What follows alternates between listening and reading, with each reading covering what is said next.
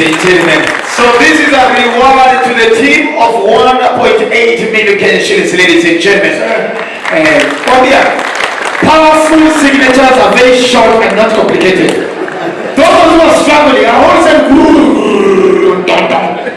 so thank you so much. Thank you so much. Leadership and team from the Ministry of Sports, our football team under 20, led by their coach Salim, together with your captain Amos, deputy captain Ocheng, Baron. We want to thank you also. I almost forgot our friend Amimo Chris. Thank you very much for a good job at the FKF Youth Development. The footballers who are here today, we are here to celebrate them for the state, the technical bench, including the official. The CAF tournament serves not only as a regional competition, but also as a qualifying event for the Under-20 Africa Cup of Nations. The two finalists of the tournament secure qualification to AFCON. Kenya's involvement in the inaugural competition was way back when I was born in 1979. At that time, it was known as the African Youth Championship. Since its upgrade in 1991, Kenya has not qualified to participate in the new format of the tournament, making the recent success and this current success of the Rising Stars a historic achievement. So you've broken a record that has never been achieved way before you were born.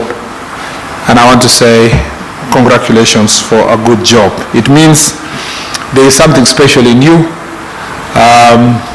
Muko na nyota. Yeah? Muko na talent na pia muko na nyota. As they say. The top 4 finishers in the Under-20 AFCON tournament will earn qualification to the FIFA Under-20 World Cup in Chile, which will take place from September to October 2025. Kenya should aspire to qualify for the Under-20 World Cup for the first time, following in the footsteps of the Kenya Under-17 Junior Starlets.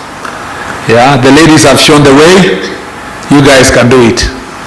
We want it to be normal for Kenya to have a team in a World Cup. And I can tell you, I will do everything humanly possible in the ministry to support you where we can, because it will be historic if we can see you in the World Cup next year. So I was earlier warned that when you go for the Africa Cup of Nations Under-20 in February, March, there is a fear that the teams that you are likely going to meet may be a little bit huge in the body size. So you let me know if we need to order more ugali and make sure that we just keep you in the gym as you eat to make sure that you have the necessary physique to confront the challenges that are ahead of you. The Under-20 players are seen as the future of Kenya football. And when I say this, I don't speak for myself. From the time you started your tournament in Tanzania this past week, every speech across the country, both media analysis and social media posts are focusing on you as the future of football in Kenya. You are actually a reincarnation of the Fabish boys or Fabish kids, but we expect you to do better than what happened in mid-90s or towards the late 90s with the Reinhard Fabish led team. And it is imperative that you are gradually integrated in the national team by the Harambee Stars coach. The impact of young talent is evident. And I know earlier on there was a discussion of who supports which team, and a number of our players here are based in Spain, and we all know the story of Lamine Yamal, who at 16 years old played a pivotal role in Spain's win of Euro 2024 with a goal and 4 assists. So there is no reason why our coach at a senior level should not start integrating these players in the national team or the senior team. And we look forward to your quick integration. In fact, they joke around without demeaning the senior team, because the senior team also are trying. They're working very hard. But the joke around was that you should be the senior team. Please remain grounded. Don't be, for as long as you keep your focus and wait your time and prepare well, some of you are going to participate in the senior team as soon as next year, or even as soon as the next Africa Cup of Nations is going to be played in 2025, yes, next year. Kenya participation in under-20 AFCON tournament next year is a great opportunity for our players to showcase their skills on a bigger stage and possibly attract attention of big clubs across the world. The ministry is committed to monitoring the progress of under-20 players, ensuring their continued success both at a club and national levels. Additionally, the ministry will actively assist them in securing education scholarships from institutions that they recognize their sporting talents. The Kenya Academy of Sports will intensify talent scouting in school competitions and expand the number of camps to ensure that no talent goes unnoticed. Kenya Academy of Sports will also leverage on technology to aid in scouting and tracking talent.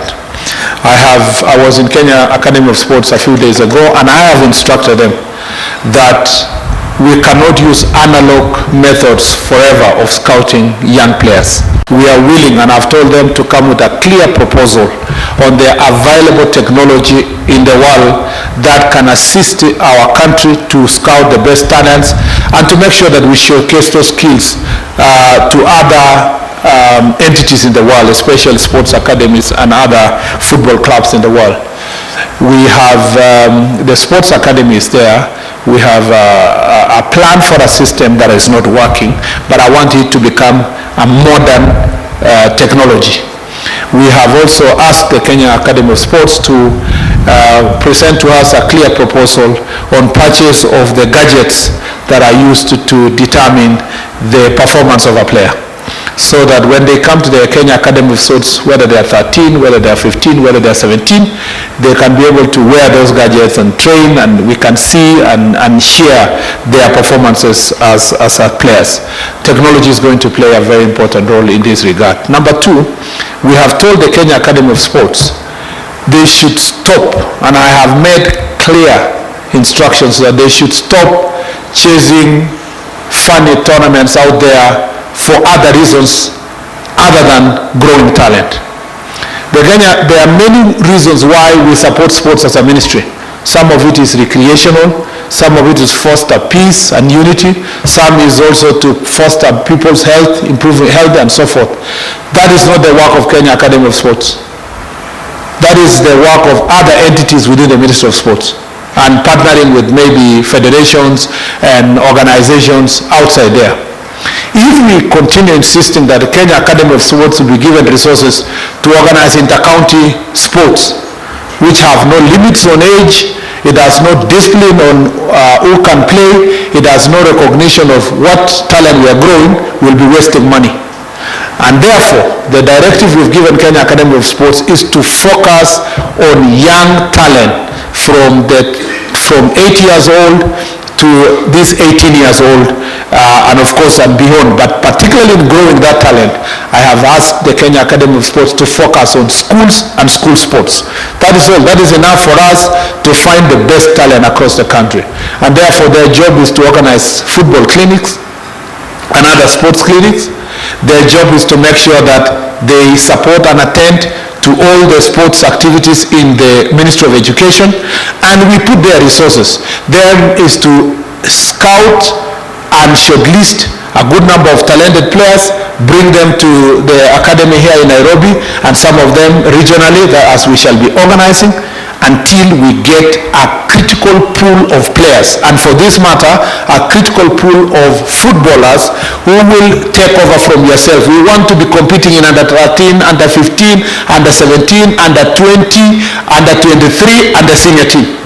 Continuously, every year you finish with this group, we know that these ones have graduated to under 20, we go back to, we continue churning more talent until Kenya is known as the home of football talent as it should be. This is the direction we are going to take if we are going to grow this talent. Also to ensure that we have more grassroots talent, the ministry is expediting the construction of 30 sports academies across the country.